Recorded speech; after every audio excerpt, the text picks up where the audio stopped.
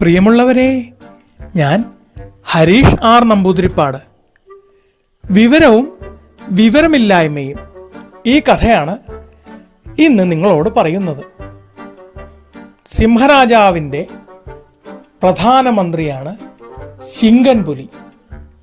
കാട്ടിലെ ഏറ്റവും ധീരനും ബുദ്ധിമാനുമാണ് താനെന്ന അഹങ്കാരത്തോടെ വിലസി നടക്കുകയാണ് പുലിയച്ഛൻ്റെ പണി.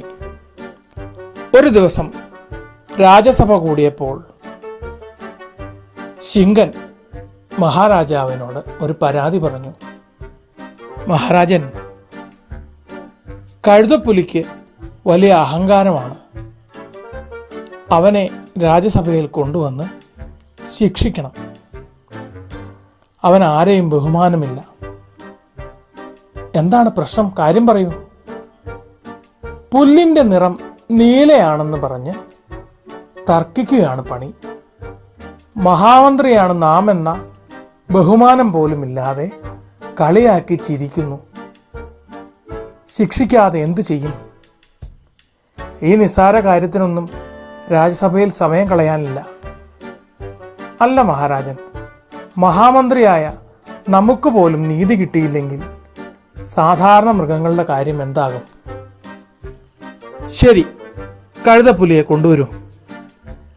കഴുതപ്പുലിയോട് ചോദിച്ചു, എന്താണ് പ്രശ്നം? കഴുതപ്പുലി പറഞ്ഞു, പുല്ലിന്റെ നിറം നീലയാണ്, എല്ലാവർക്കും അറിയില്ലേ? അല്ല, പച്ചയാണ്. മന്ത്രി ഇടപെട്ടു. നീലയാണ്. പച്ച പച്ച പച്ചയാണ്, കണ്ടാൽ അറിയില്ലേ?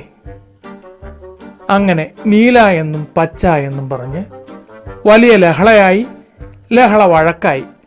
രാജാവിൻ്റെ മുന്നിൽ കിടന്ന് രാജസഭയെന്ന് മറന്ന് അവർ തമ്മിൽ വലിയ ലഹള.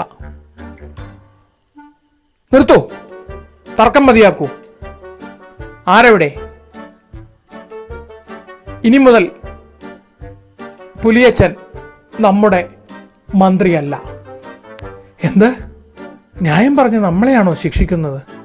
അതെ, പുല്ലിൻ്റെ നിറം പച്ചയാണെന്ന് എല്ലാവർക്കും അറിയാം. നിസ്സാരമായ കാരണം പറഞ്ഞ് വിവരദോഷികളോട് തർക്കിക്കരുത്. താങ്കൾ താങ്കളുടെ സ്ഥാനം മറന്ന് പെരുമാറി.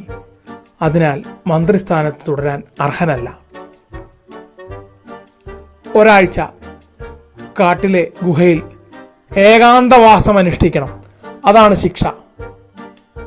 മറുപടിയായി കഴുതപ്പുലിയോട് പറഞ്ഞു, നീയും ഇനി ഇവിടെ കാണരുത്, വേഗം പൊക്കോ.